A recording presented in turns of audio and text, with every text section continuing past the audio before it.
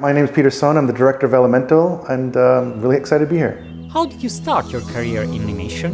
It started very young. I loved animated movies as a kid. They spoke to me, and I found a book on it, which had a flip book in the corner, and I just started making flip books. And I got so obsessed with it about learning everything I could that by the time I was in high school, I was animating with pencils and I made a little film. And that got me into art school at Cal Arts in California. And then I got my first job at Warner Brothers on the movie Iron Giant. And did a couple years there, another film, and then at Disney TV for a year, and then I got to Pixar in 2000, and I've been there for 23 years. How did the story of Elemental come about? It came from three sort of ingredients. The first one was thanking our parents. Like, I went to an event in New York where I got to thank them, and it wasn't about thanking them, but I saw them and I was very grateful for all the sacrifices that they had made for my brother and I. They were very poor, but they worked very hard for us to give us a life. And so that gratefulness was something that I had pitched to Pixar, and they were very interested in that emotion, that feeling of it. Another ingredient was this world of elements. That sort of came to me when I was in high school studying the periodic table. I used to make fun of I made these little characters on the table that would then be boiled down to earth, fire, water, and air. And that sort of merged into that sort of immigrant story. And then my third ingredient was falling in love with this half Italian lady that wasn't Korean. And that created a lot of issues within my family that sort of got folded into the film. If you were an element, what would you be? If I was an element, I think I would be water. I'm a very emotional person. I love watching, those videos of soldiers returning home or a baby being born. Like, I just love all of it, and it always makes me emotional. How does it feel to watch this film that you put so much of yourself into?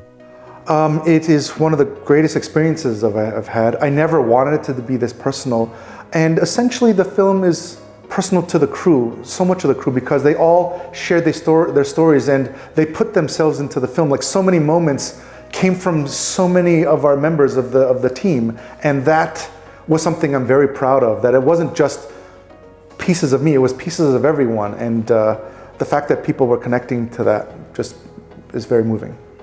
How did you approach the technical challenges of making a film about elemental characters? Yes, it was Ember, our fire character, and Wade, the water character, was our two primary challenges. They were our priority characters to make. To your point, there was no highway or pipeline to make characters like that at Pixar.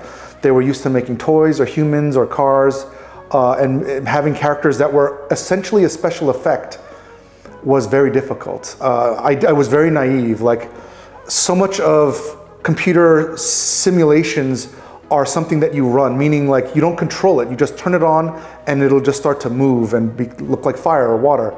Once you try to control it, that's where the challenges become, and that was where a lot of our work was in making those characters. And what about the interaction between Ember and Wade? Yeah, the interaction I think was easier, honestly. That was a lot of film tricks to get the boiling, the steam, those were all other layers. I think the hardest part of that was just the animation, literally trying to get the feeling of this hand touching another hand as a different element was all the beauty of the animators manipulating the rigs to make it feel like the element and then feel like it was boiling and shaking, all in the animation hands. Can you tell us about the Elemental soundtrack? Our composer was Thomas Newman, who I have been a huge fan of, from his, from Road to Perdition to Nemo to Saving Mr. Banks, Skyfall, the James Bond movie. Like, I just love the way he interprets character emotions. But I had never talked with him or worked with him before. And so he watched the movie, he was really excited about it, and that first conversation I was nervous because I'm such a fan that I put him on a pedestal, wanted to work how he wanted to work, and but he was such a humble artist, he talked about the movie and then he asked about he had questions, and then he just started talking almost like an actor would, about what were the motivations for the character here, what was the behavior, what was that signifying. And he found ways to communicate that through his demos that he would do. And they were very robust demos. They sounded so crystal. And then so much of the challenge was just finding the emotional through line that he nailed. The other challenge was trying to find cultural uniqueness that would say, oh, when you hear this, that's Element City. When you hear this, that's Fireland. But without trying to appropriate anything from our own human world. But all these instruments come from other countries, and so it was a very interesting balance to try to find something unique for the score. Pixar does a great job of conveying emotions in its films. How is this achieved? So much of it has to do with empathy, about connecting to the crew and to the story. What I mean by connecting it to the story is that, like, trying to feel what the story is going through. You can force the story to go somewhere. You can say, oh, story, you have to be this way. I need to force you to that. But then there's another way to look at it too, where you listen to the story and you allow it to breathe in its own directions. Of course, you're a parent and you're giving it guidance, but you're trying not to force it. I have tried to force it before, and it never led to something truthful.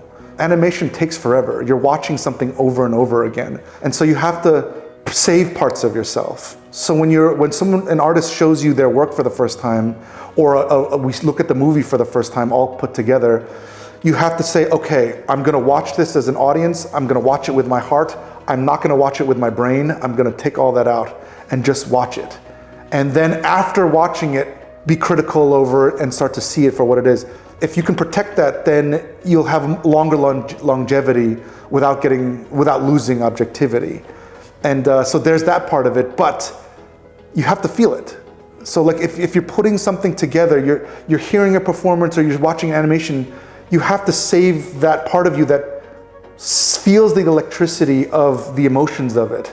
And you just have to be able to figure out a way to support it and magnify it and then make that resonate with the crew and the film and ultimately the audience. Like right now, if I told you a story, I would be watching you and try to empathize with, like, oh, are you feeling the story that I'm telling you? Are you disconnected? Are you bored? Or like, there's just this constant thing that you do. Sometimes I'm successful, sometimes I'm not, but that's the intent. A good example of this, I think, is the Boeing scene in Elemental. Oh yes, the bow, yes, thank you. Yeah, that came sort of later in the game. That wasn't there from the beginning, and again, we felt that out. What is your personal definition of animation? Animation is the study of life and trying to caricature and bring something to life. That's it for me. Thank you so much. Thanks, Fabio. Thank you very much.